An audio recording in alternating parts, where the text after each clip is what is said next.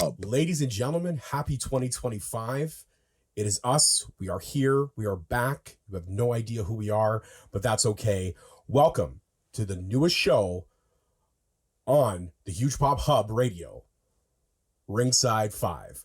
I am your host, George Mckay. You may know me from Straight Talk Wrestling, where I've had a few amazing conversations with a whole bunch of great indie, present talent, legends, and of course, big names in our favorite business, which is pro wrestling.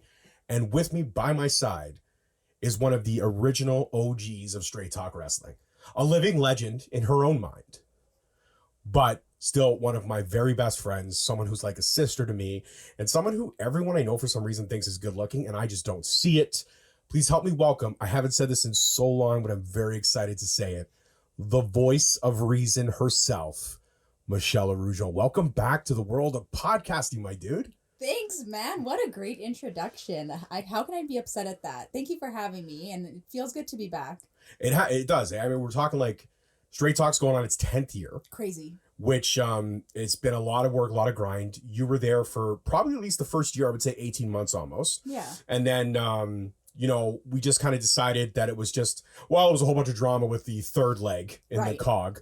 Won't get into that though, but you've always supported, always cheered on, always been there for everything that I have done with Straight Talk. So when I was given the opportunity to create something new and exciting, because after 10 years of almost 10 years of interviewing, you plateau, you get bored. Of course. So I wanted to come back and have a little fun and do what I love doing best, which is debating wrestling with someone who I think has a great wrestling mind. Oh. And since I couldn't get a hold of Eric Bischoff, I have, no, I'm joking. I was like, oh. No, but honestly, dude, your knowledge is second to none. And I don't think pro wrestling fans like accept women now in that world. But I almost feel like a pro wrestling woman's voice is not really respected. I mean, we've broken down so many barriers in women in this sport. Right. But I still feel like there are some women, like my wife is a huge wrestling fan, has more knowledge than I ever will. Oh my God, yeah. The biggest wrestling brain. Yeah, hands down. Ask her to come on one of these shows. What do I get? Hold on, here's my Sasha impression. I'm shy. She is shy, but she's so knowledgeable, and God bless her. We love her to death. We would be incredibly lucky to have her, even as a guest spot on any one of these episodes. So, Sasha, I hope you're hearing this. We want you on the podcast. It's got to happen. It's got to happen for sure. Now, Ringside 5 is a pretty basic concept. We're going to discuss either a wrestler's career, or we're going to discuss something in pro wrestling and give it a top 5, our opinionated based top 5. Right. Don't like our opinions? Cool.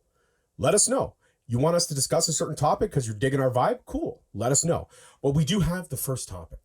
And the first topic to Ring in 2025, we can only discuss one person right off the bat.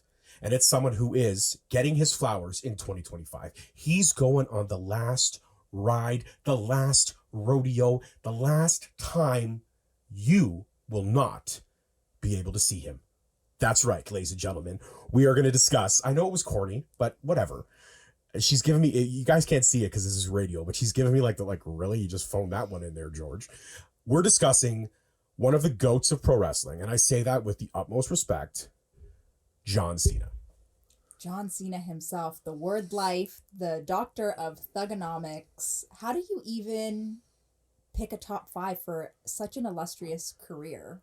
Well, there's a lot. There's a lot of different top 5s we could have went, but you and I decided to go feuds. Yes. Right. Yes, we did. And every week we're going to mix it up. And for the weeks that you are not here, we should get this out of the way before we get into the 5.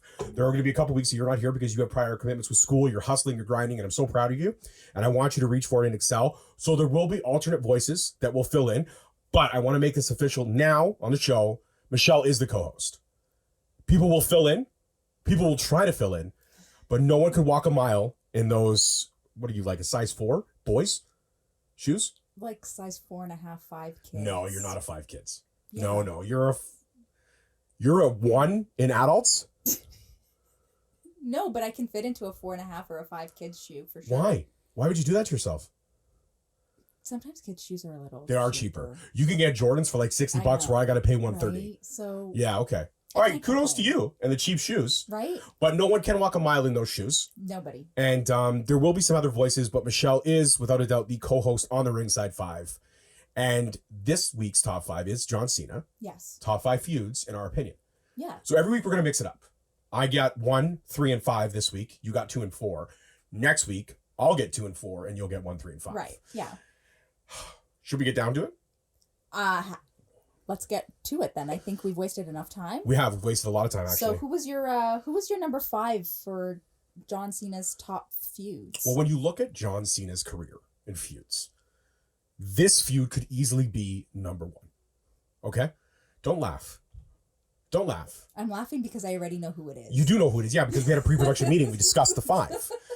This feud was a feud that stood the test of time. And even in today's social climate, this feud reigns truer than ever.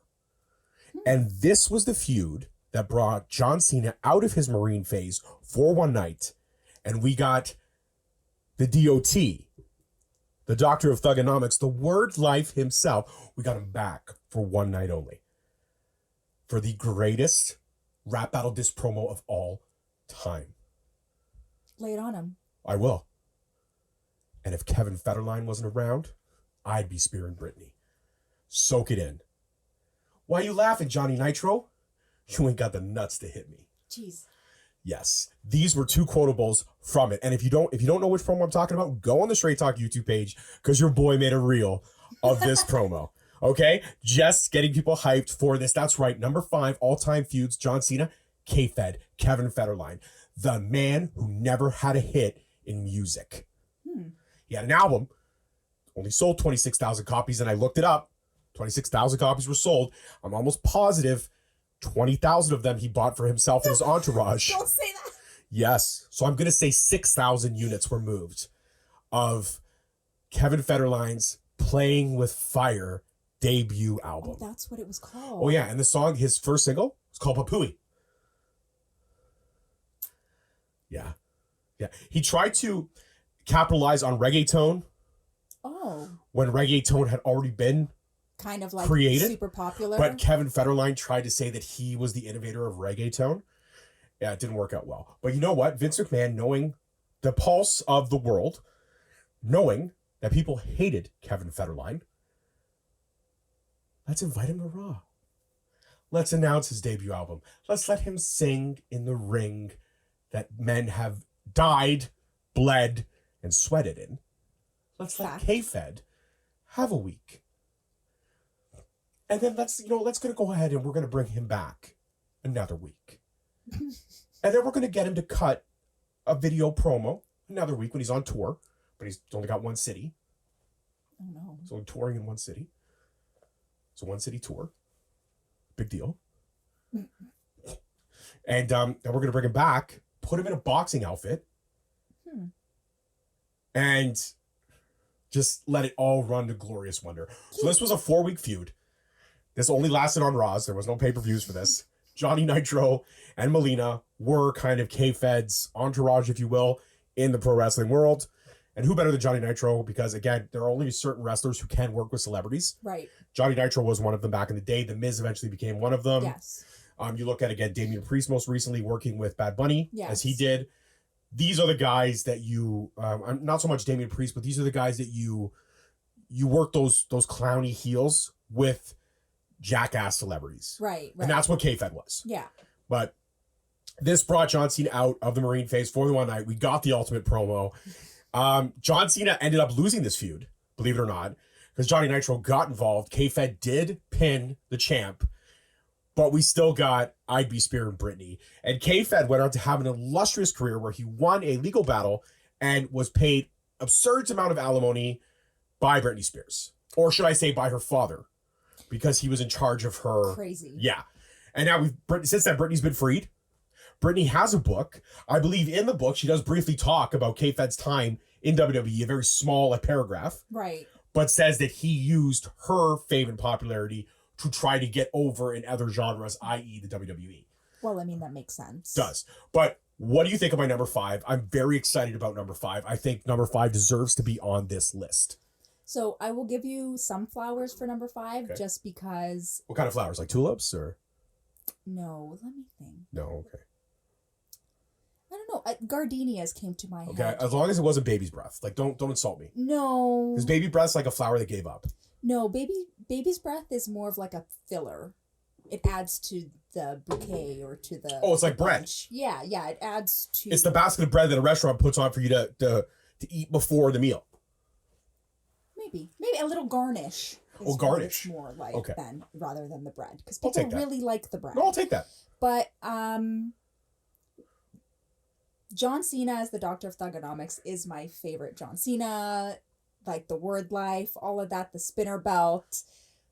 That was my John Cena. And so I am totally okay with that because I thought the Marine was a little too straight edge. It was too, but I do understand that they were building him as like the all-American because they hadn't had a truly like all-American. Sure. We're in the ruthless aggression era. We were getting into the PG era. Yeah. And we needed that Hulk Hogan character. Yeah, we back. needed a new Hulk Hogan. Yeah.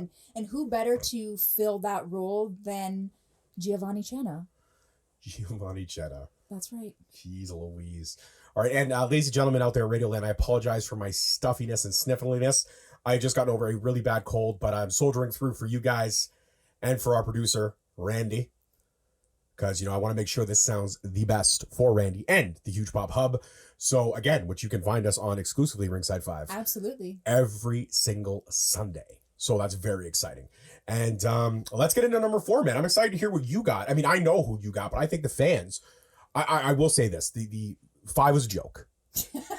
Well, a little bit, but I also think like it brought something back. Like it brought back that John Cena. You know as well as I do. There was probably better feuds I could have selected. That's okay. You know what? If you've got a problem with it, please leave us a comment. Let us know your opinions. Let us know your thoughts. Let us know your top 5. I'd love to hear the opinions of our listeners. Absolutely. Sure. So K-Fed locked in at 5. Who is number 4? So number 4 can be summed up as the You Suck American Olympian. Chad Gable. Oh, no. Jason Jordan. Oh, no. Jason Jordan's dad. Mr. Jordan? Kurt Angle. Kurt Angle. Oh, that's right. Yes. You forgot about that storyline. Well, not really. I mean, good for Kurt Angle, man. He was kind of hitting all races back then, so good for him. Oh, my God. Yeah. But anyway, number 4 is Kurt Angle. I chose Kurt Angle for number 4 because the first time we see John Cena is up against Kurt Angle. Fair. How do you forget that ruthless aggression line? Like, I can see it in my head right now. I see John Cena's weird little hairstyle. Okay, I was going to touch on that. Yeah. Okay, good.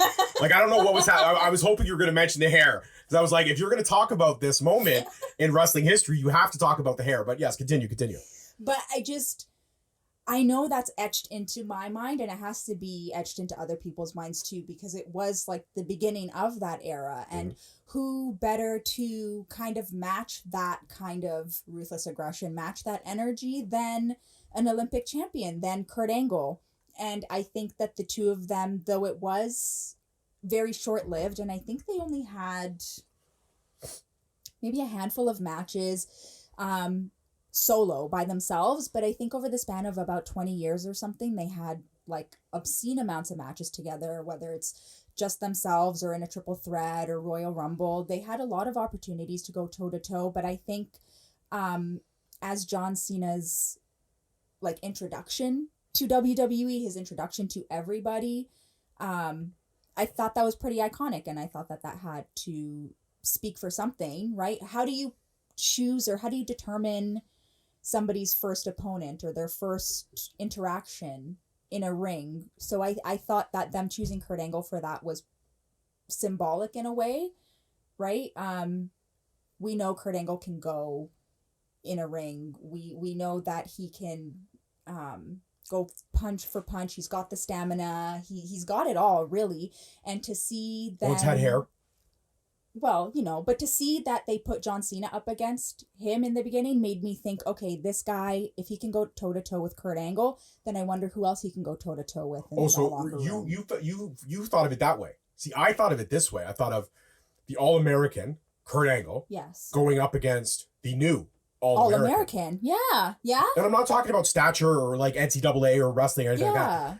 You look at John Cena. John Cena is the prototypical All-American boy. Right.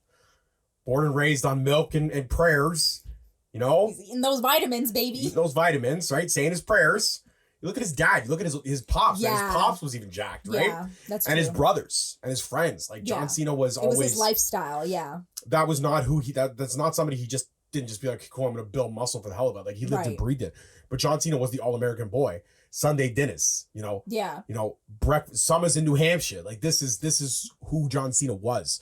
So I took it as that way. But you're also on the tangent, right? If you're gonna be forced to pass the torch, might as well pass it to somebody who is literally the total package. Yeah, and I think even like looking up just their interactions, Kurt Angle has had such a high respect for John Cena that he said that he wanted John Cena to be his way out, which I thought would be so beautiful in a sense, but we all know that's not the way it played out. It is what it is, but just to know that Kurt Angle had that thought made a lot of sense too, given the way that they started. Right. I mean, I would look at I look at most feuds.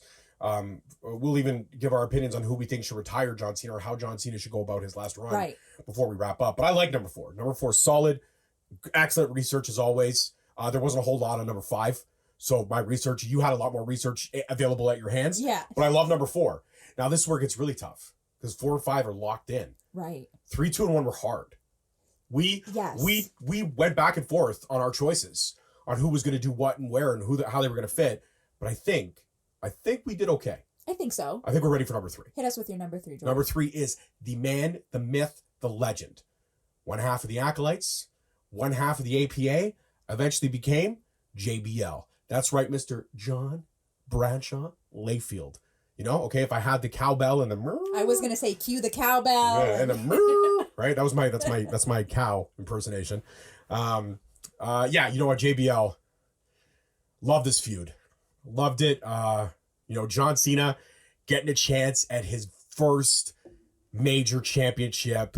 He's got to go up against the old school ways of the JBL.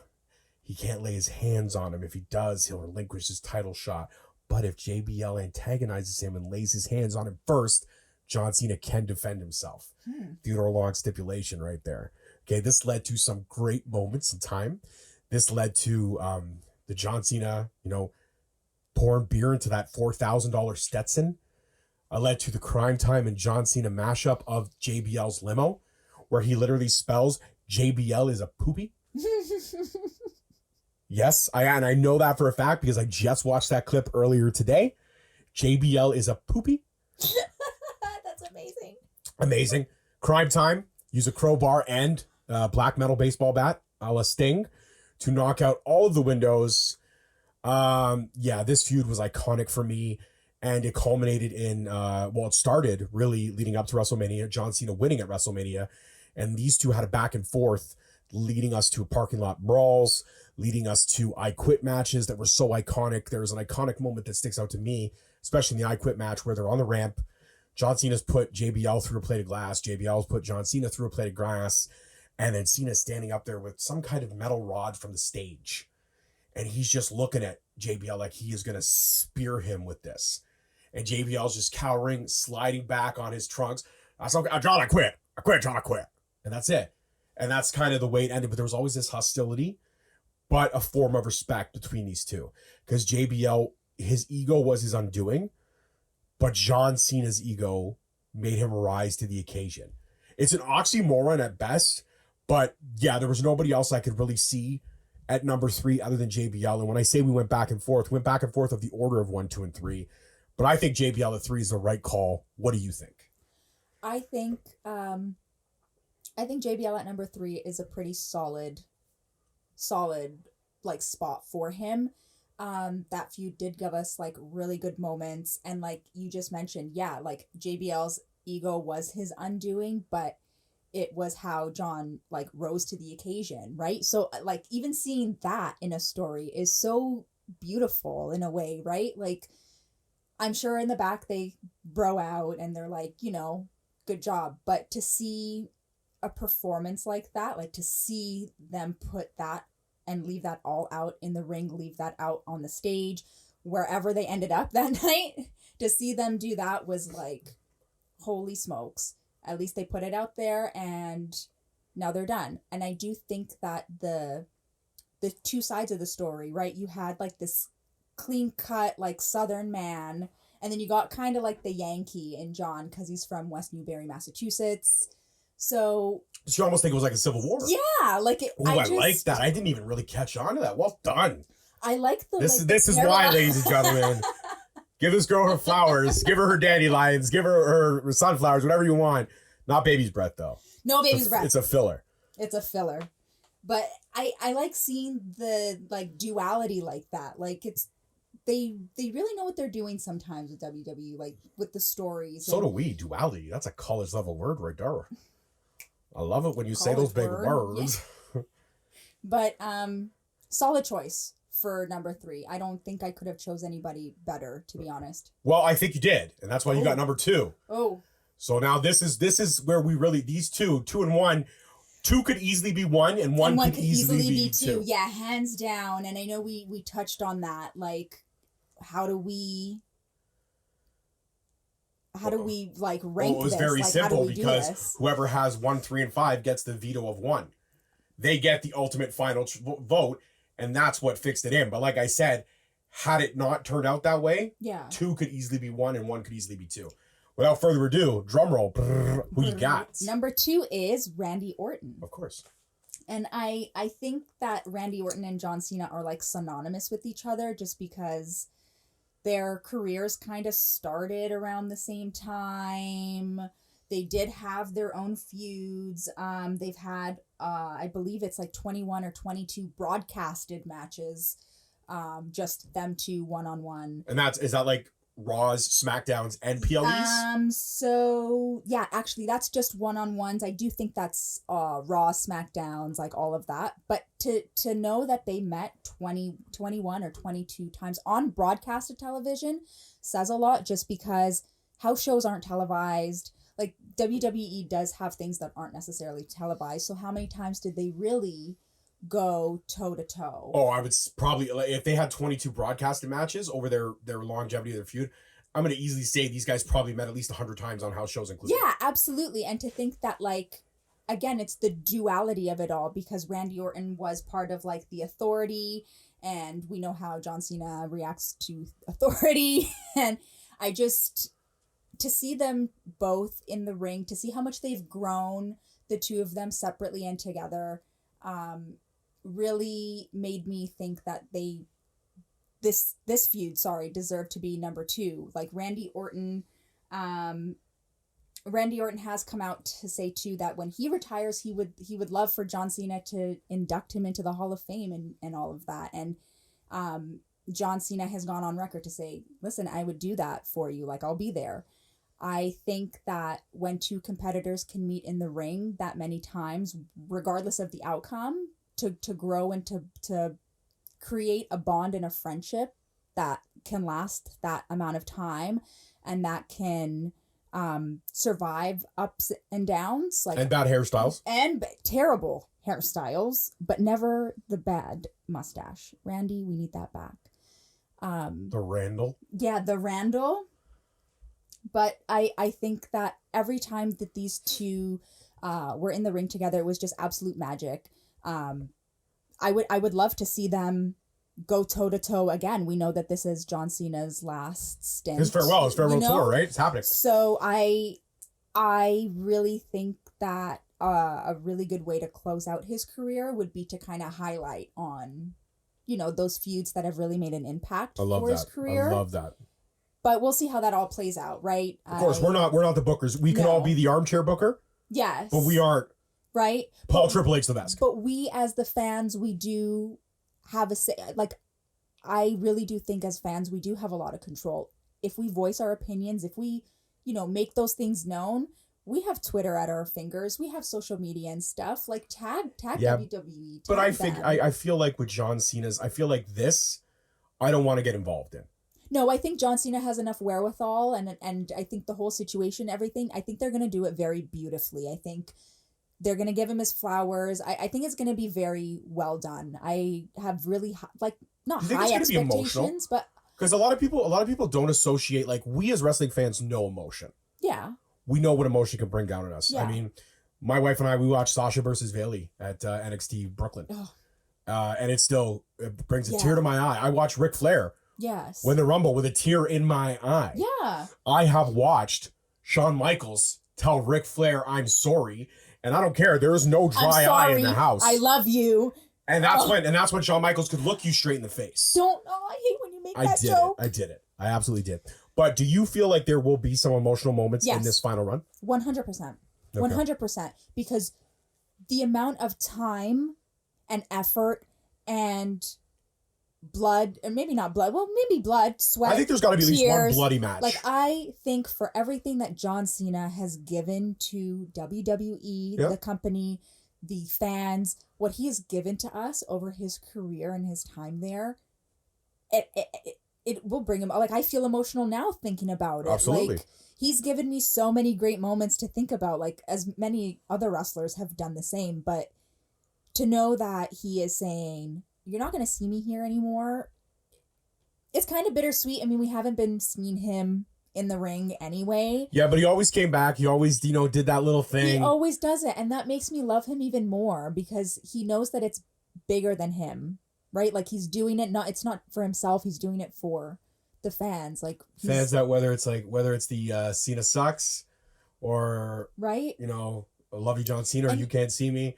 We're going to get a taste of all of it. But I love, just to get back on track. Go ahead. I think he should do a medley just as a well, we'll get into final, the booking. But yeah. We'll get into the booking right before we wrap up, but I love number 2. Yeah. There was nobody better than the Viper, Randy Orton.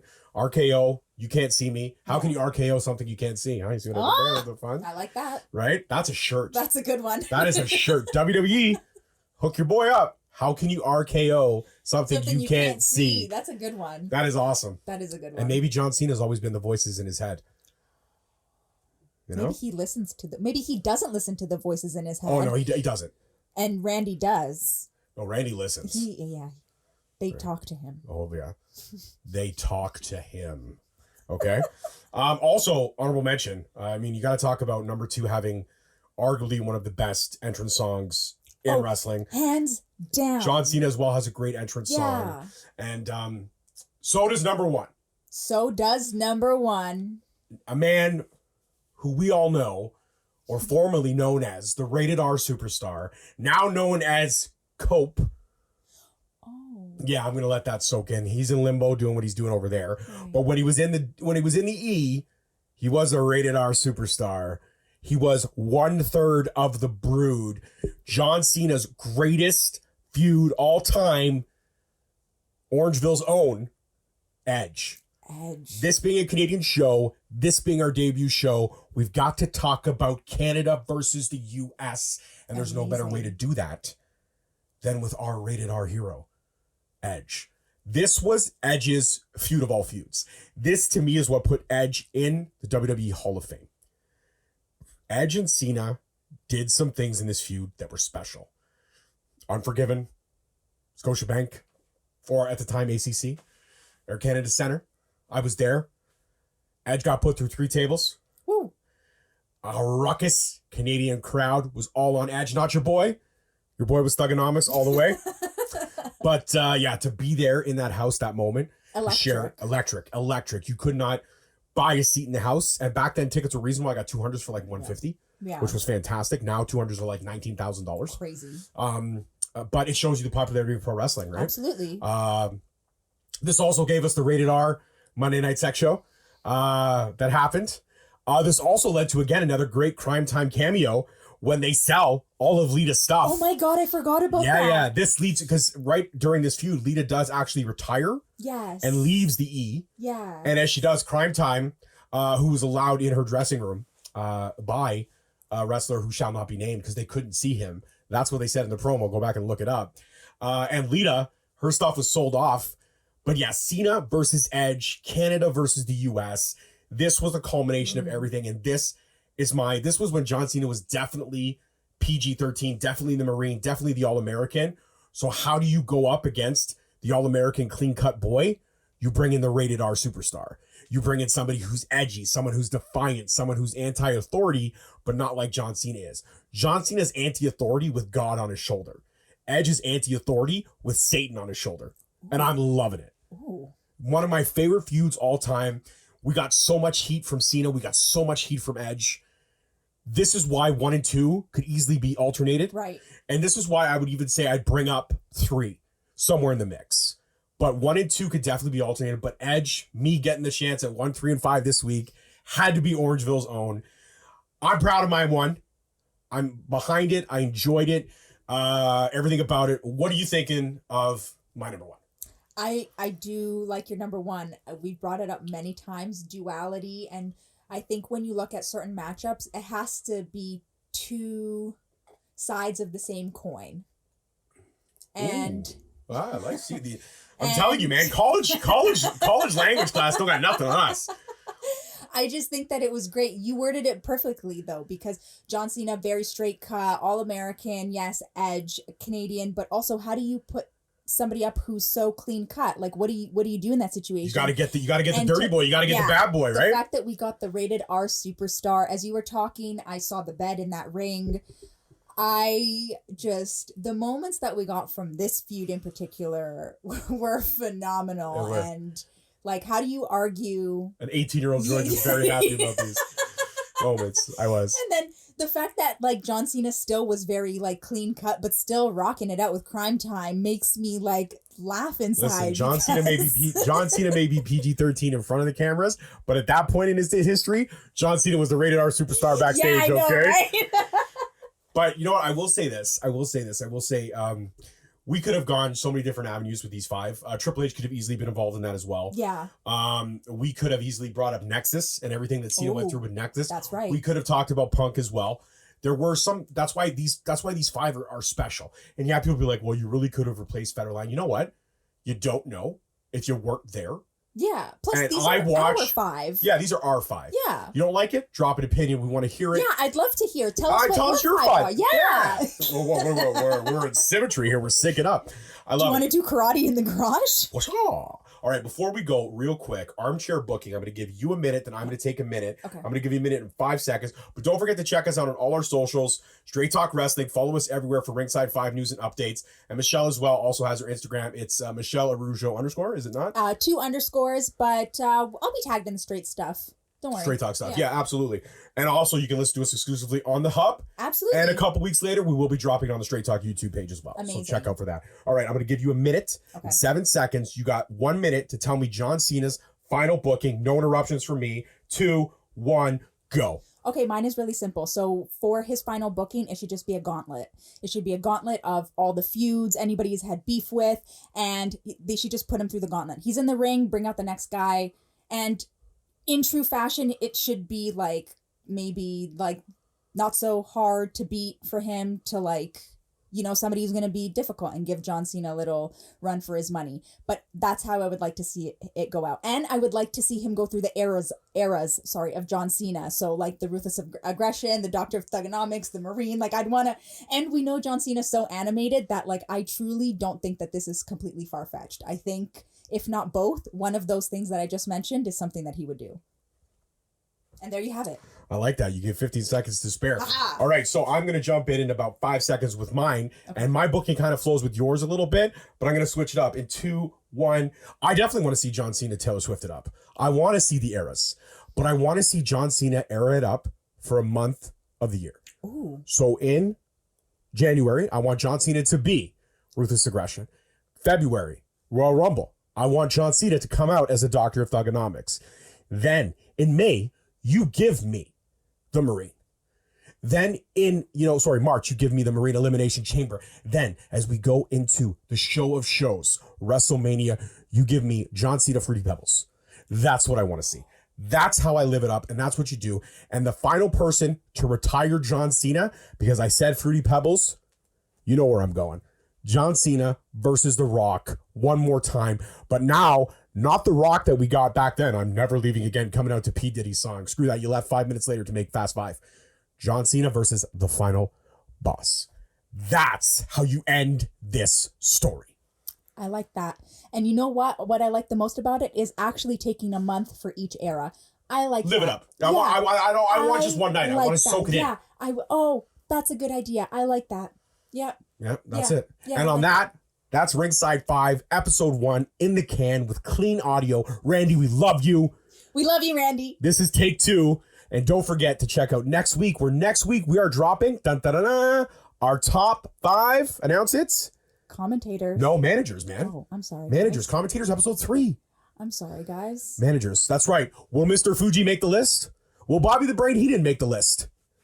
Did I just give you my 2 choices? Probably. Check out next week. Peace, love, and wrestling, guys. We'll see you then. Bye.